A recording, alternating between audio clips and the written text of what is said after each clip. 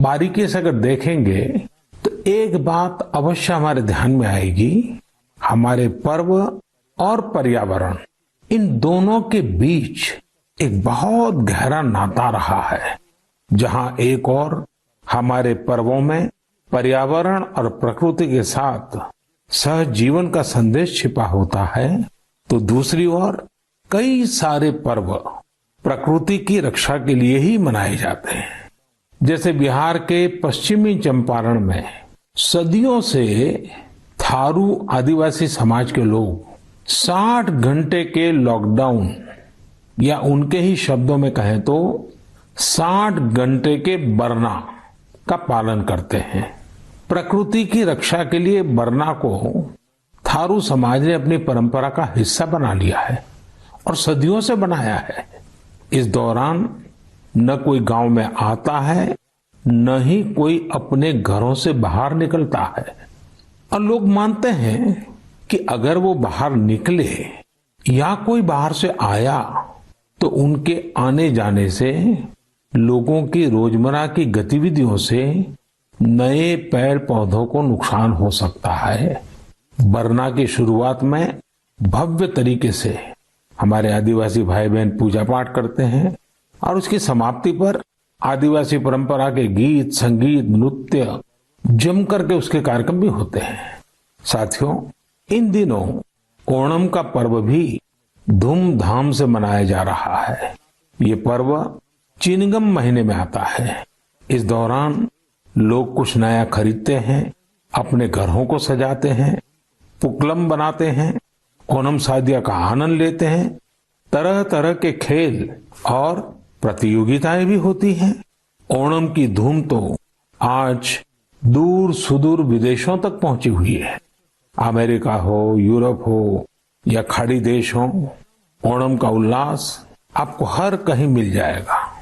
ओणम एक international festival बनता जा रहा है। साथियों, ओणम हमारी कृषि से जुड़ा हुआ पर्व है। ये हमारी ग्रामीण अर्थव्यवस्था के लिए भी एक नई शुरुआत का समय होता है। किसानों की शक्ति से ही तो हमारा जीवन, हमारा समाज चलता है। हमारे पर्व किसानों के परिश्रम से ही रंग बिरंगे बनते हैं। हमारे अन्नदाता को, किसानों की जीवनदायिनी शक्ति को वेदों में भी बहुत गौरवपूर्ण रूप से नमन किया गया है। ऋग्वेद में मंत्र है, अन्ना नाम पतये नमः, अन्ना नाम पतये नमः, क्षेत्राणाम पतये नमः। अर्थात अन्नदाता को नमन है, किसान को नमन है। हमारे किसानों ने कोरोना के इस कठिन परिस्थितियों में भी अपनी ताकत को साबित किया है। हमारे देश में इस बार खरीफ की फसल की बुआई पिछले साल के मुकाबले 7% ज्यादा हुई है।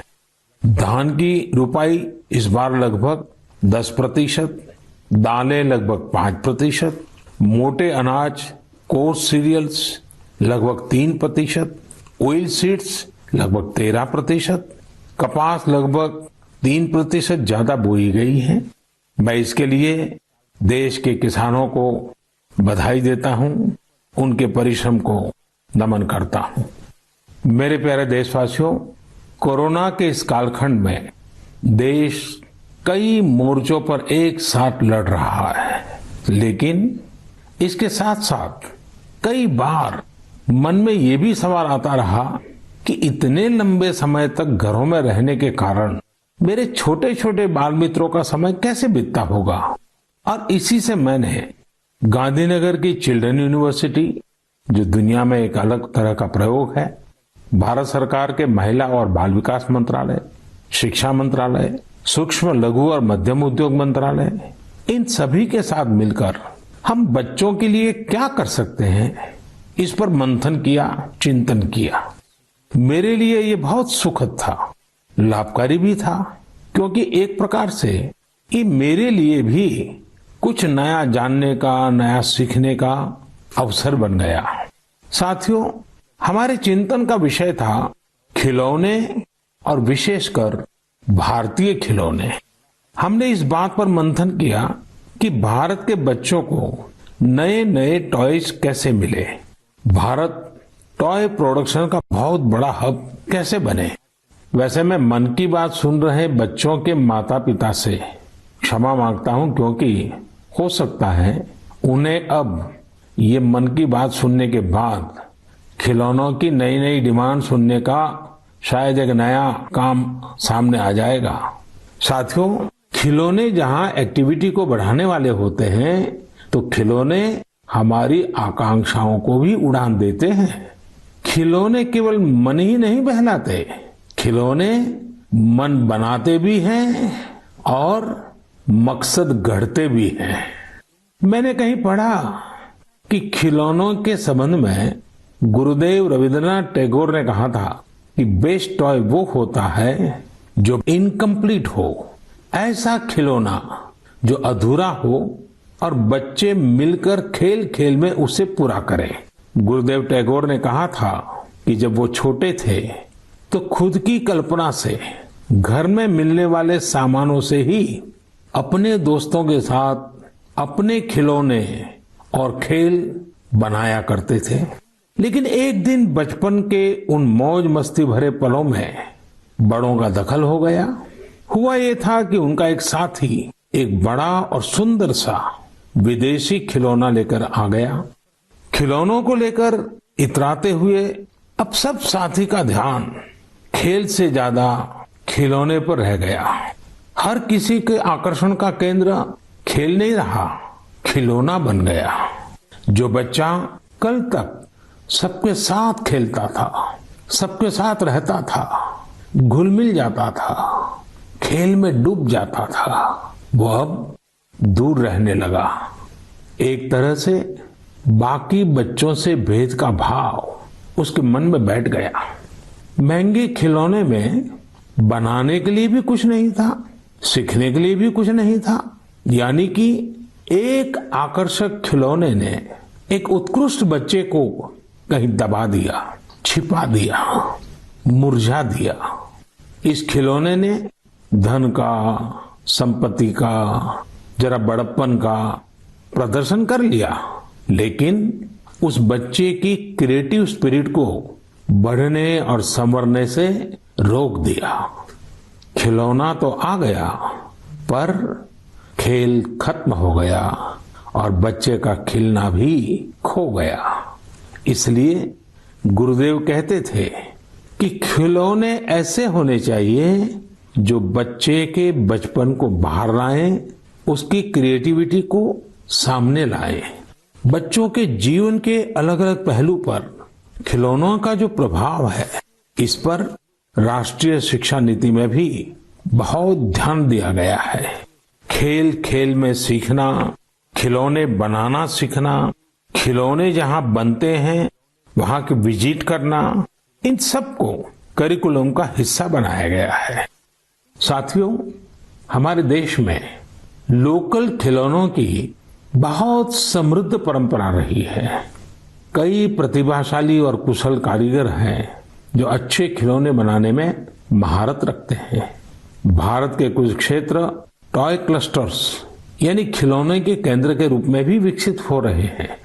जैसे कर्नाटक के रामनगरम में चन्नापटना, आंध्र प्रदेश के कृष्णा में कोंडापल्ली, तमिलनाडु में तंजौर, असम में धुबरी, उत्तर प्रदेश का वाराणसी, कई ऐसे स्थान हैं, कई नाम गिना सकते हैं।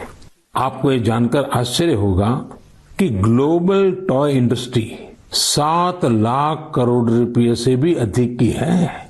7 लाख करोड़ रुपयों का इतना बड़ा कारोबार, लेकिन भारत का हिस्सा उसमें बहुत कम है। अब आप सोचिए कि जिस राष्ट्र के पास इतनी विरासत हो, परंपरा हो, विविधता हो, युवा आबादी हो, क्या खिलौनों के बाजार में उसकी हिस्सेदारी इतनी कम होनी हमें अच्छा लगेगा क्या? जी नहीं, ये सुनने के बाद आपको भी अच्छा नहीं लगेगा। देखिए साथियों, टॉय इंडस्ट्री बहुत व्यापक है। गृह उद्योग हो, छोटे और लघु उद्योग हो, एमएसएमई हो, इसके साथ साथ बड़े उद्योग और निजी उद्यमी भी इसके दायरे में आते हैं। इसे आगे बढ़ाने के लिए देश को मिलकर मेहनत करनी होगी।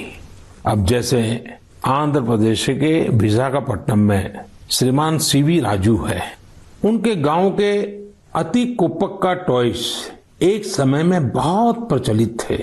इनकी खासियत ये थी कि खिलौने लकड़ी से बनते थे और दूसरी बात ये कि इन खिलौनों में आपको कहीं कोई एंगल या कोण नहीं मिलता था। ये खिलौने हर तरफ से राउंड होते थे, इसलिए बच्चों को चोट की भी गुंजाइश नहीं होती थी। सीवी राजू ने एती कोपक्का टॉयज के लिए अब अपने गांव के कारीगरों के साथ मिलकर एक तरह से नया मूवमेंट शुरू कर दिया है। बेहतरीन क्वालिटी के एती कोपक्का टॉयज बनाकर सीवी राजू ने स्थानीय खिलौनों की खोई हुई गरिमा को वापस ला दिया है। खिलौनों के साथ हम दो चीजें कर सकते हैं। अपने गौरवशाली अतीत को अपने जीवन में फिर से उतार सकते हैं और अपने स्वर्णिम भविष्य को भी संवार सकते हैं। मैं अपने स्टार्टअप मित्रों को, हमारे नए उद्यमियों से कहता हूं, टीम अप फॉर टॉयज। आइए मिलकर खिलौने बनाएं। अब सभी के लिए लोकल खिलौनों के लिए वोकल होने का समय है। आइए हम अपने युवाओं के लिए कुछ नए प्रकार के अच्छी क्वालिटी वाले खिलौने बनाते हैं। खिलौना वो हो जिसकी मौजूदगी में बचपन खिले भी, खिल खिलाए भी। हम ऐसे खिलौने बनाएं जो पर्यावरण के भी अनुकूल हो। साथियों, इसी तरह अब कंप्यूटर और स्मार्टफोन के इस जमाने में कंप्यूटर गेम्स का भी बहुत ट्रेंड है। ये गेम्स बच्चे भी खेलते हैं, बड़े भी खेलते हैं, लेकिन इनमें भी जितने गेम्स होते हैं उनकी थीम्स भी अधिकतर बाहर की ही होती है। हमारे देश में इतने आइडियाज हैं, इतने कंसेप्ट्स हैं, बहुत समृद्ध हमारा इतिहास रहा है। क्या हम उन पर गेम्स बना सकते हैं? मैं देश के युवा टैलेंट से कहता हूं, आप भारत में भी गेम्स बनाइए और भारत के भी गेम्स बनाइए। कहा भी जाता है, लेट द गेम्स बिगिन। तो चलो खेल शुरू करते हैं। साथियों, आत्मनिर्भर भारत अभियान में वर्चुअल गेम्स हो, टॉयज का सेक्टर हो, सबने बहुत महत्वपूर्ण भूमिका निभानी है और यह अवसर भी है। जब आज से 100 वर्ष पहले असहयोग आंदोलन शुरू हुआ तो गांधी जी ने लिखा था कि असहयोग आंदोलन देशवासियों में आत्मसम्मान और अपनी शक्ति का बोध कराने का एक प्रयास है।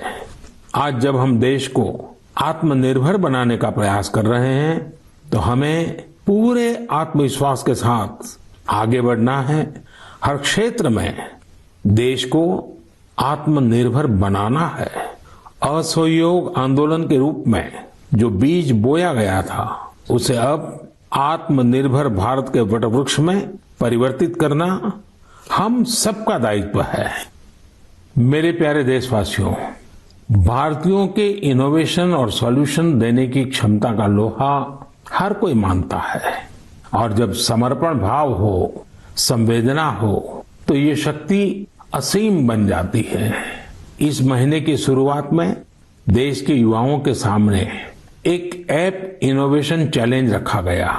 इस आत्मनिर्भर भारत ऐप इनोवेशन चैलेंज में हमारे युवाओं ने बढ़ चढ़ कर के हिस्सा लिया। करीब 7,000 एंट्रीज आई। उसमें भी करीब 2/3 ऐप्स टियर 2 और टियर 3 शहरों के युवाओं ने बनाए हैं। ये आत्मनिर्भर भारत के लिए, देश के भविष्य के लिए बहुत शुभ संकेत है। आत्मनिर्भर ऐप इनोवेशन चैलेंज के रिजल्ट देखकर आप जरूर प्रभावित होंगे। काफी जांच परख के बाद अलग अलग कैटेगरी में लगभग 2 दर्जन ऐप्स को अवार्ड भी दिए गए हैं। आप जरूर इन ऐप्स के बारे में जानें और उनसे जुड़े। हो सकता है आप भी ऐसा कुछ बनाने के लिए प्रेरित हो जाए। इनमें एक ऐप है कुटुकी किड्स लर्निंग ऐप। ये छोटे बच्चों के लिए ऐसा इंटरेक्टिव ऐप है जिसमें गानों और कहानियों के जरिए बात बात में ही बच्चे मैथ साइंस में बहुत कुछ सीख सकते हैं। इसमें एक्टिविटीज भी हैं, खेल भी हैं। इसी तरह एक माइक्रो ब्लॉगिंग प्लेटफॉर्म का भी ऐप है। इसका नाम है कू, KOO, कू। इसमें हम अपनी मातृभाषा में टेक्स्ट, वीडियो और ऑडियो के जरिए अपनी बात रख सकते हैं, इंटरेक्ट कर सकते हैं। इसी तरह चिंगारी ऐप भी युवाओं के बीच काफी पॉपुलर हो रहा है। एक ऐप है आस्क सरकार। इसमें चैटबॉट के जरिए आप इंटरेक्ट कर सकते हैं और किसी भी सरकारी योजना के बारे में सही जानकारी हासिल कर सकते हैं, वो भी टेक्स्ट, ऑडियो और वीडियो तीनों तरीकों से। ये आपकी बड़ी मदद कर सकता है। एक और ऐप है स्टेप सेट गो। ये फिटनेस ऐप है। आप कितना चले, कितनी कैलोरीज बर्न की, ये सारा हिसाब ये ऐप रखता है और आपको फिट रहने के लिए मोटिवेट भी करता है। मैंने कुछ ही उदाहरण दिए हैं, कई और ऐप्स ने भी इस चैलेंज को जीता है। कई बिजनेस ऐप्स हैं, गेम्स के ऐप्स हैं, जैसे = books and expense, Zoho workplace, FTC talent. आप इनके बारे में नेट पर सर्च करिए, आपको बहुत जानकारी मिलेगी। आप भी आगे आए, कुछ इनोवेट करें, कुछ इम्प्लीमेंट करें। आपके प्रयास आज के छोटे छोटे स्टार्टअप्स कल बड़ी बड़ी कंपनियों में बदलेंगे और दुनिया में भारत की पहचान बनेंगे। और आप ये मत भूलिए कि आज जो दुनिया में बहुत बड़ी बड़ी कंपनियां नजर आती है ना, वे भी कभी स्टार्टअप हुआ करती थी। प्रिय देशवासियों, हमारे यहाँ के बच्चे, हमारे विद्यार्थी अपनी पूरी क्षमता दिखा पाए, अपना सामर्थ्य दिखा पाए, इसमें बहुत बड़ी भूमिका न्यूट्रिशन की भी होती है, पोषण की भी होती है। पूरे देश में सितंबर महीने को पोषण माह, न्यूट्रिशन मंथ के रूप में मनाया जाएगा। नेशन और न्यूट्रिशन का बहुत गहरा संबंध होता है। हमारे यहाँ एक कहावत है, यथा अन्नम तथा मन्नम, यानी जैसा अन्न होता है वैसा ही हमारा मानसिक और बौद्धिक विकास भी होता है। एक्सपर्ट्स कहते हैं कि शिशु को गर्भ में और बचपन में जितना अच्छा पोषण मिलता है उतना अच्छा उसका मानसिक विकास होता है और वो स्वस्थ रहता है। बच्चों के पोषण के लिए भी उतना ही जरूरी है कि माँ को भी पूरा पोषण मिले। और पोषण या न्यूट्रिशन का मतलब केवल इतना ही नहीं होता कि आप क्या खा रहे हैं, कितना खा रहे हैं, कितनी बार खा रहे हैं। इसका मतलब है आपके शरीर को कितने जरूरी पोषक तत्व, न्यूट्रिएंट्स मिल रहे हैं। आपको आयरन, कैल्शियम मिल रहे हैं या नहीं, सोडियम मिल रहा है या नहीं, विटामिन मिल रहे हैं या नहीं, ये सब न्यूट्रिशन के बहुत इंपॉर्टेंट एस्पेक्ट्स हैं। न्यूट्रिशन के इस आंदोलन में पीपल पार्टिसिपेशन भी बहुत जरूरी है। जन भागीदारी ही इसको सफल करती है। पिछले कुछ वर्षों में इस दिशा में देश में काफी प्रयास किए गए हैं। खासकर हमारे गांवों में इसे जन भागीदारी से जन आंदोलन बनाया जा रहा है। पोषण सप्ताह हो, पोषण माह हो, इनके माध्यम से ज्यादा जागरूकता पैदा की जा रही है। स्कूलों को जोड़ा गया है, बच्चों के लिए प्रतियोगिताएं हो, उनमें अवेयरनेस बढ़े, इसके लिए भी लगातार प्रयास जारी हैं। जैसे क्लास में एक क्लास मॉनिटर होता है, उसी तरह न्यूट्रिशन मॉनिटर भी हो, रिपोर्ट कार्ड की तरह न्यूट्रिशन कार्ड भी बने। इस तरह की भी शुरुआत की जा रही है।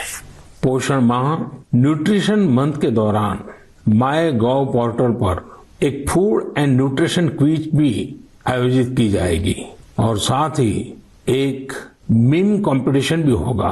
आप खुद पार्टिसिपेट करें और दूसरों को भी मोटिवेट करें।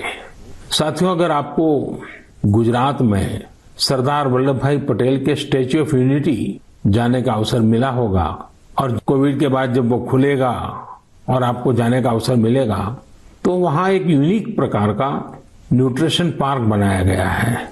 खेल खेल में ही न्यूट्रिशन की शिक्षा आनंद प्रमोद के साथ वहां जरूर देख सकते हैं। साथियों, भारत एक विशाल देश है। खान पान में ढेर सारी विविधता है। हमारे देश में 6 अलग अलग ऋतुएं होती हैं। अलग अलग क्षेत्रों में वहां के मौसम के हिसाब से अलग अलग चीजें पैदा होती हैं। इसलिए ये बहुत ही महत्वपूर्ण है कि हर क्षेत्र के मौसम, वहां के स्थानीय भोजन और वहां पैदा होने वाले अन्न, फल, सब्जियों के अनुसार एक पोषक न्यूट्रिएंट रिच डाइट प्लान बने। अब जैसे मिलेट्स, मोटे अनाज, रागी है, ज्वार है, ये बहुत उपयोगी पोषक आहार है। एक भारतीय कृषि कोष तैयार किया जा रहा है। इसमें हर एक जिले में क्या क्या फसल होती है, उनकी न्यूट्रिशन वैल्यू कितनी है, इसकी पूरी जानकारी होगी। ये आप सबके लिए बहुत बड़े काम का कोष हो सकता है। आइए, पोषण माह में पौष्टिक खाने और स्वस्थ रहने के लिए हम सभी को प्रेरित करें। प्रिय देशवासियों, बीते दिनों जब हम अपना स्वतंत्रता दिवस मना रहे थे, तब एक दिलचस्प खबर पर मेरा ध्यान गया। ये खबर है हमारे सुरक्षा बलों के 2 जाबाज किरदारों की। एक है सोफी और दूसरी विदा। सोफी और विदा इंडियन आर्मी के श्वान है, डॉग्स है, और उन्हें chief of army staff commendation card से सम्मानित किया गया है। सोफी और विदा को ये सम्मान इसलिए मिला क्योंकि इन्होंने अपने देश की रक्षा करते हुए अपना कर्तव्य बखूबी निभाया है। हमारी सेनाओं में, हमारे सुरक्षा बलों के पास ऐसे कितने ही बहादुर श्वान हैं, डॉग्स हैं, जो देश के लिए जीते हैं और देश के लिए अपना बलिदान भी देते हैं।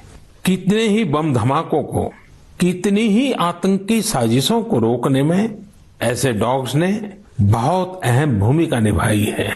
कुछ समय पहले मुझे देश की सुरक्षा में डॉग्स की भूमिका के बारे में बहुत विस्तार से जानने को मिला। कई किस्से भी सुने। एक डॉग बलराम ने 2006 में अमरनाथ यात्रा के रास्ते में बड़ी मात्रा में गोला बारूद खोज निकाला था। 2002 में भावना ने आईईडी खोजा था। आईईडी निकालने के दौरान आतंकियों ने विस्फोट कर दिया और श्वान शहीद हो गए। 2-3 वर्ष पहले छत्तीसगढ़ के बीजापुर में सीआरपीएफ का स्निफर डॉग क्रैकर भी आईईडी ब्लास्ट में शहीद हो गया था। कुछ दिन पहले ही आपने शायद टीवी पर एक बड़ा भावुक करने वाला दृश्य देखा होगा, जिसमें बीड़ पुलिस अपने साथी डॉग रॉकी को पूरे सम्मान के साथ आखिरी विदाई दे रही थी। रॉकी ने 300 से ज्यादा केसों को सुलझाने में पुलिस की मदद की थी। डॉग की डिजास्टर मैनेजमेंट और रेस्क्यू मिशंस में भी बहुत बड़ी भूमिका होती है। भारत में तो national disaster response force NDRF ने ऐसे दर्जनों डॉग्स को स्पेशली ट्रेन किया है।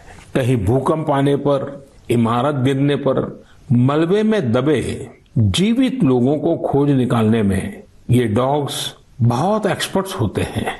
साथियों, मुझे यह भी बताया गया कि इंडियन ब्रीड के डॉग्स भी बहुत अच्छे होते हैं, बहुत सक्षम होते हैं। इंडियन ब्रीड्स में मुधोल हाउंड है, हिमाचली हाउंड है, ये बहुत ही अच्छी नस्लें हैं।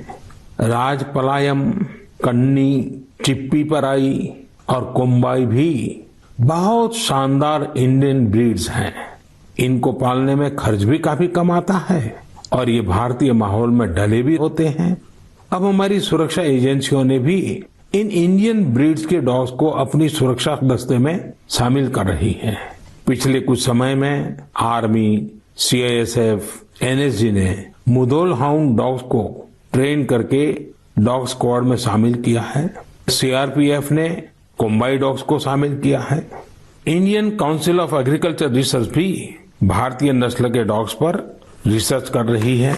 मकसद यही है कि इंडियन ब्रीड्स को और बेहतर बनाया जा सके और उपयोगी बनाया जा सके। आप इंटरनेट पर इनके नाम सर्च करिए, इनके बारे में जानिए। आप इनकी खूबसूरती, इनकी क्वालिटी देखकर हैरान हो जाएंगे। अगली बार जब भी आप डॉग पालने की सोचें, आप जरूर इनमें से ही किसी इंडियन ब्रीड के डॉग को घर लाएं। आत्मनिर्भर भारत जब जन मन का मंत्र बन ही रहा है, तो कोई भी क्षेत्र इससे पीछे कैसे छूट सकता है। मेरे प्रिय देशवासियों, कुछ दिनों बाद 5 सितंबर को हम शिक्षक दिवस मनाएंगे। हम सब जब अपने जीवन की सफलताओं को, अपनी जीवन यात्रा को देखते हैं, तो हमें अपने किसी न किसी शिक्षक की याद अवश्य आती है।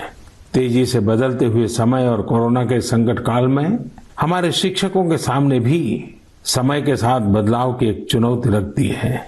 मुझे खुशी है कि हमारे शिक्षकों ने इस चुनौती को न केवल स्वीकार किया, बल्कि उसे अवसर में बदल भी दिया है। पढ़ाई में तकनीक का ज्यादा से ज्यादा उपयोग कैसे हो, नए तरीकों को कैसे अपनाएं, छात्रों को मदद कैसे करें, ये हमारे शिक्षकों ने सहजता से अपनाया है और अपने स्टूडेंट्स को भी सिखाया है। आज देश में हर जगह कुछ न कुछ इनोवेशन हो रहे हैं। शिक्षक और छात्र मिलकर कुछ नया कर रहे हैं। मुझे भरोसा है, जिस तरह देश में राष्ट्रीय शिक्षा नीति के जरिए एक बड़ा बदलाव होने जा रहा है, हमारे शिक्षक इसका भी लाभ छात्रों तक पहुंचाने में अहम भूमिका निभाएंगे।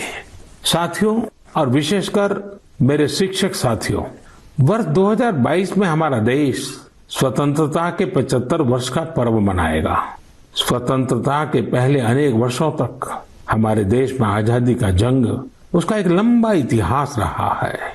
इस दौरान देश का कोई कोना ऐसा नहीं था जहां आजादी के मतवालों ने अपने प्राण न्योछावर न किए हों, अपना सर्वस्व त्याग न दिया हो। ये बहुत आवश्यक है कि हमारी आज की पीढ़ी, हमारे विद्यार्थी आजादी की जंग, हमारे देश के नायकों से परिचित रहे, उसे उतना ही महसूस करें। अपने जिले से, अपने क्षेत्र में आजादी के आंदोलन के समय क्या हुआ, कैसे हुआ, कौन शहीद हुआ, कौन कितने समय तक देश के लिए जेल में रहा,